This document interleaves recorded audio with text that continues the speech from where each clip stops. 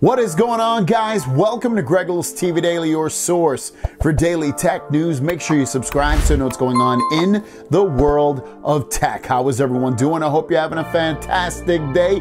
We've got two stories and two questions. LFG, our first story of the day, has to do with a new pairing process coming over for the first time to the Galaxy line. It's going to make setting up your phone from your old phone a little bit easier, especially if you're coming from a Galaxy phone. So here it is. The information has been released by 9to5 Google saying Fast Pair will make it easier to set up new Android phones starting with the Galaxy S23. And you can see from there, usually when you set up a watch or some headphones, you'll get that little thing that pops up right when you turn the device on, and you just hit connect and it walks you through that whole process.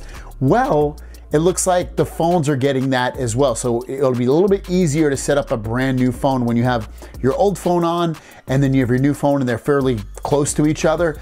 That little screen will pop up on your new phone and you'll just hit setup and it'll start to do everything pretty much for you, transfer from the old phone to the new phone. But you'll still use Samsung Smart Switch, but this technology should be launching, at least for phones anyway, with the new Galaxy S23, 23 Plus, and 23 Ultra. Next up are the prices that we expect to see in Euroland, aka Europe. Now, they'll be a little bit different all throughout Europe due to different taxes and things like that, but generally, there will be a price increase for the 23 Plus, the 23, and the 23 Ultra. Now, this information is coming from a Spanish retailer via Roland Quand, and these prices indicate price increases of $100 more on the S23 line, $150 more, or 150 euros, I should say, on the S23 Plus, and then 150 euros more on the Ultra. So price increases all the way across the board in Korea for sure, and also looks like Europe as well. America is supposed to be staying the same price-wise as it was last year, but almost everywhere else is getting $100 to $150 price increase across the board.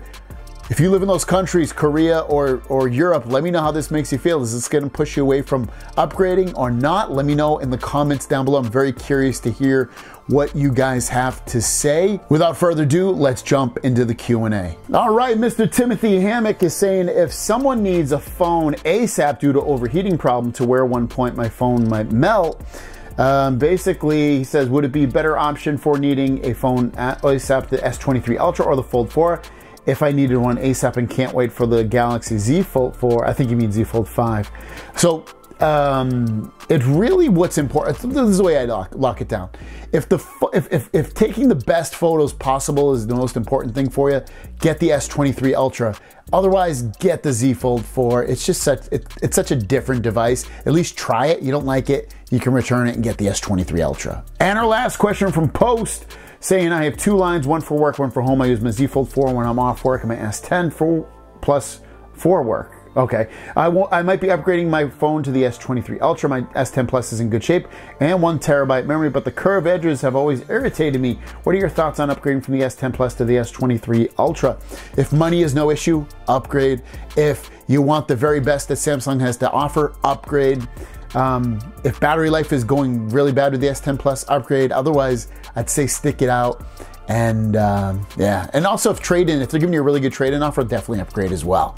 Thanks for watching. If you have a question, leave it in the comments down below with the hashtag question. We'll see you down the road. Peace.